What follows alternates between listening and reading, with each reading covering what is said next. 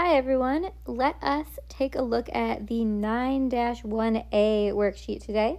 This is all about triangles, classifying those triangles, parallel and perpendicular lines, all of it about graphs on the coordinate grid. So let's start here with number 9. What error did Kelly make finding the area of triangle PQR? So if we take a look, and we say the area is half base times height, that's true. 1/2 PR times PQ, and we found the lengths of those, so 1/2 those multiplied together. The area of triangle PQR is about 16.12 square units. Let's take a look at PR and PQ. Okay, PR has a slope of -5 over 1, and PQ has a slope of 2 over 1, 2, 3, 4, 5, 6, 2 over 6, or 1/3. But -5 and 1/3 aren't opposite reciprocals, so PR and PQ, they're not perpendicular to one another, which means they cannot be the base and the height of a triangle, and so we can't use them to calculate the area of the triangle based on the base and the height.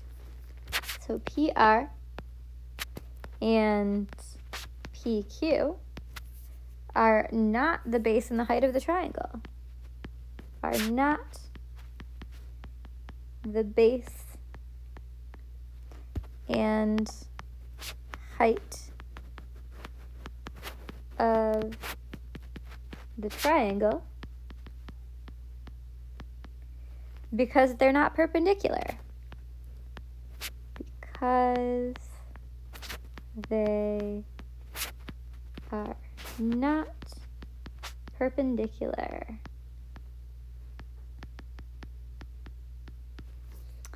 All right, number 10, find the equation of the line that passes through point R and is perpendicular to line M. All right, well, here's point R. That point is at -2, 3, and it is perpendicular to line M. So for line M here, we'll go ahead and we'll find the slope of it. It's on a graph, so that's really easy. We've got to find 2 points that are crossing at grid lines. And then we can calculate rise over run. Of course, you could also use the slope formula if you'd like to instead here. So we've got a rise of 4 and a run of 5. So M has a slope of 4/5. And if we want it to be perpendicular to line M, we need the new slope to be the opposite reciprocal, or -5/4. All right, and so then it's got to pass through R. We can just make our equation. Y equals mx plus b. Y equals -5/4 x plus b. You could also do this in decimals if you wanted to. And we'll use the xy coordinate point of R as the point we need. So 3 equals -5/4 times -2 plus b. So 3 equals 10/4 plus b. Subtract 10/4 from both sides. 3 is 12/4, right? Because 3 times 4 is 12. So 12/4 minus 10/4 is going to be 2/4 equals b, which means 1/2 equals b, since 2/4 is the same as 1/2. So our equation is going to be y equals my slope, -5/4 x, plus my y-intercept, my b value of 1/2.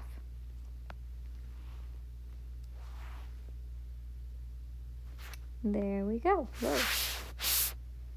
Okay. Next, which lines are parallel? Which lines are perpendicular?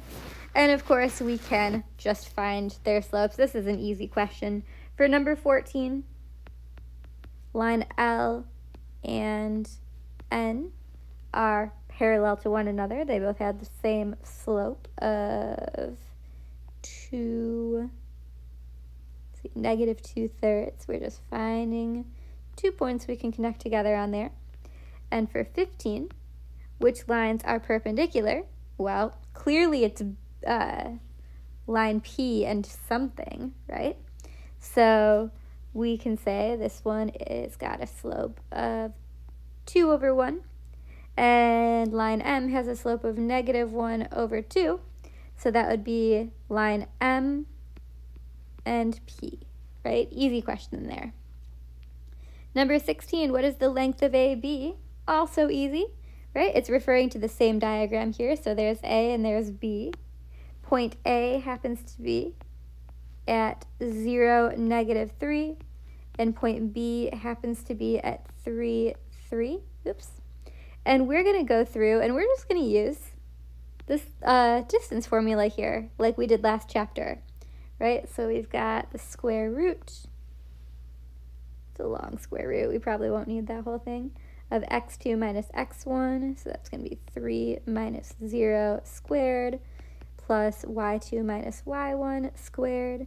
So that's going to be 3 minus -3 squared. And that's going to be the square root of 3 squared plus 6 squared, which is the square root of 9 plus 36. And the square root of 9 plus 36 is equal to the square root of 45. And we could go ahead and we could turn that into a decimal. So the decimal form of the square root of 45 is also acceptable as an answer here, whichever one you want to do. All right. Number 18, is triangle ABC scalene, isosceles, or equilateral? And is it a right triangle? So let's take a look. We want to find this information about triangle ABC, which of course is the one up here. So is it scalene, isosceles, or equilateral? We can check the length. And one thing that you can do here is you can actually, I don't want to say eyeball the lengths because that's not what we're doing. But if we look and we see that both of AB and BC go like up 1 and over 3, and BC also goes 1 and 3, then we know AB and BC are the same length because they make that same right triangle, okay? So I know it's isosceles because AB is congruent to BC. And now we have to see if it is a right triangle. Well, AB has a slope of 1/3. BC has a slope of -3. 1/3 and -3 are opposite reciprocals, so it is also right. It is right since AB and BC have opposite reciprocal slopes. Okay. Let's keep going. The map shows the regions that Anna and Richard have explored. Each claims to have explored the greater area. Who is correct and explain? We can find the area of these triangles basically just by looking at the graph. So for Anna's triangle, we're doing 1/2 base times height. So 1/2 times a base length of 6 to 8 is going to be, 0 to 8 is going to be 8 times the height. And that height is from 6 to 10, so that's 4. So 1/2 times 8 times 4 is 16. For Richard, he has the same base length, right? The base is along the top of his triangle, but it's still a base. So 1/2 times 8, and then his height has to be measured perpendicular to the base. So we actually have to start over here and be going perpendicular to the base to make that 4. It's still 4, the height's just on the outside. So his is an area also of 16. So neither of them is right because they're both arguing that they've had the greater area. So neither is right because the area is the same. Okay? And 29. Triangle ABC has vertices A, B, and C. Determine whether each statement about triangle ABC is true. Ooh, we've got a lot to do here, but we've got information about the lengths of the legs, and so we're going to need to find the length of each of the legs of our triangle, right? Because the first one asks us, is AB congruent to AC? So we're going to need to find the length of AB and the length of AC. So let's start by doing that. And the length of AB. I just found out that I can draw with those kinds of lines. That's fun. So that's going to be x2 minus x1 plus y2 minus y1. So that's 6 minus 2 squared plus 8 minus 5 squared, which is going to be 4 squared plus 3 squared, which is going to be 16 plus 9, which is going to be the square root of 25, which means that length is 5. For BC, or sorry, for AC rather, we'll do the same thing. So for AC, that's going to be 5 minus 6 squared plus 1 minus 8 squared. And when we simplify those, we're going to get negative 1 squared plus negative 7 squared, which will give us 1 plus 49, which is going to be the square root of 50. And the square root of 50 as a decimal is 7.07. So that would be the length of AC. So AB and AC are not the same length. Then it says BC equals AB times the square root of 2. Well, is 5 times the square root of 2 equal to 7.07? We can put that in our calculator and find out. 5 times the square root of 2 is 7.07. So that is true. Then it says the midpoint of BC is 5.5, comma 4. So we've got to take BC and find the midpoint, where we add up the x values, the y values, divide by 2. So for the midpoint of BC, we can say x is 6 plus 5 over 2. Y is 8 plus 1. 8 plus 1 over 2. And that's going to give us 5.5, comma 4.5 as the midpoint. And it says the midpoint is 5.5, comma 4, which is not true. And then finally it tells us the perimeter is 12.5. Well, we already have 2 of the side lengths figured out, but to get the perimeter, we also need side length BC. So that's what we'll calculate here, is the side length of BC.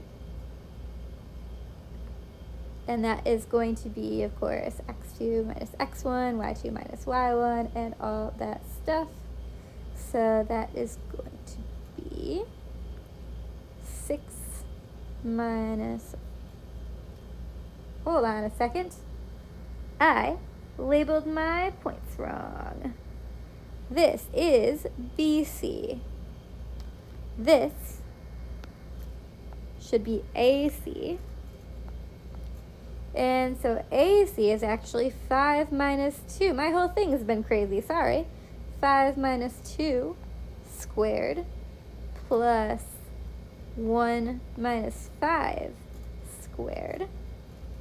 And that's going to give me the square root of 3 squared plus negative 4 squared, which is going to give me the square root of 9 plus 16, which is the square root of 25, which is 5, which actually means that my first answer, where I wrote no, that's not true.